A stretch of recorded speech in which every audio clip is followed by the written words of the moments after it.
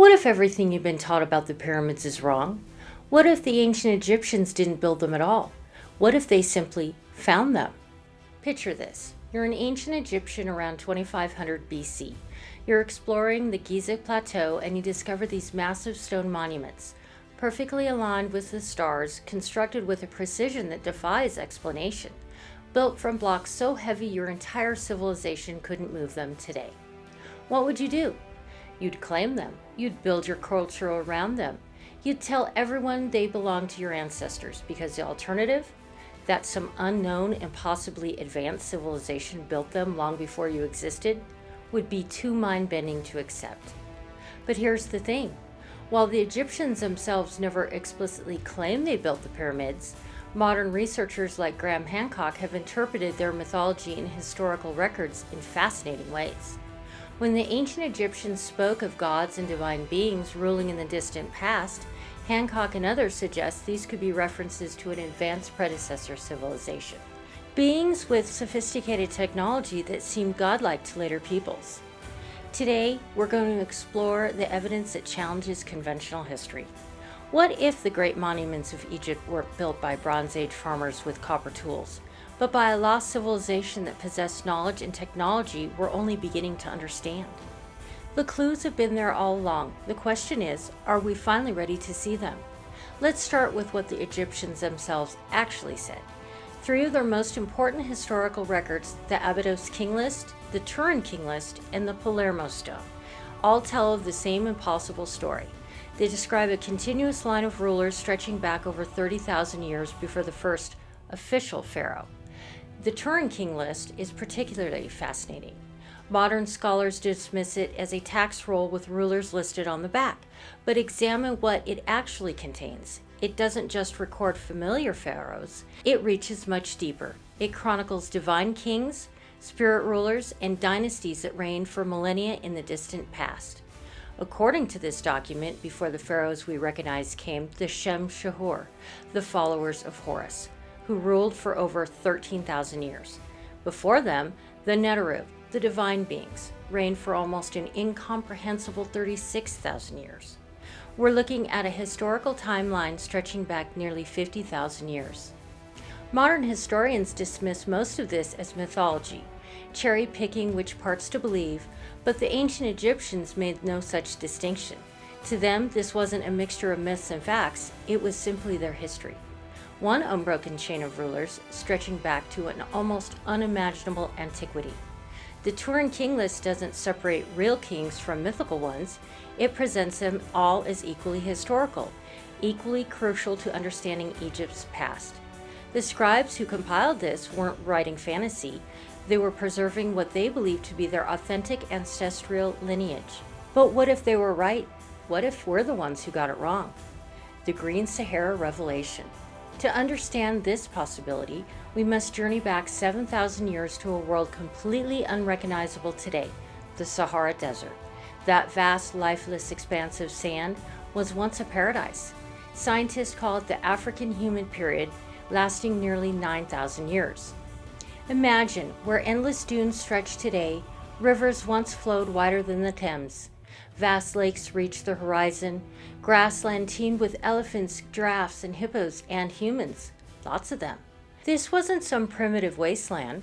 Recent archaeological discoveries reveal sophisticated societies with complex burial practices, astronomical knowledge, and trade networks spanning thousands of miles. Sites like Nabta Playa contain stone circles precisely aligned with celestial events, monuments predating Stonehenge by millennia. The rock art of Tassili N'Ajjer shows people wearing elaborate clothing, performing complex ceremonies, and living in structured communities. Over 15,000 individual artworks, some dating back 10,000 years, paint a picture of a rich, vibrant civilization thriving in the heart of what is now the world's largest desert. But then, around 5,000 years ago, something catastrophic happened. The climate didn't gradually shift, it collapsed. In just a few centuries, this green paradise became the hostile desert we know today.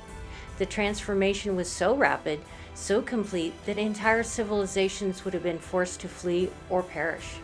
As the Sahara dried up, massive populations would have been forced to migrate eastward, following the last remaining water sources, the Nile River, the final lifeline in a collapsing world. Consider this. Just as the Green Sahara dies, ancient Egypt suddenly appears in the archaeological record. Not gradually, not primitively, but fully formed, with sophisticated knowledge of astronomy, mathematics, engineering, and art, almost as if they already possessed this knowledge, almost as if they were continuing traditions that were already ancient. Recent genetic studies have revealed something extraordinary. Ancient DNA from Saharan sites shows a surprising blend of ancestries, indicating vast trade networks and interconnected populations across the entire region. Even more telling, these genetic signatures appear in later Nile Valley populations, exactly what you would expect if Saharan peoples migrated eastward as their homeland dried up. We're not talking about scattered nomads, we're talking about entire civilizations on the move, carrying with them thousands of years of accumulated knowledge, traditions, and perhaps most importantly, memories.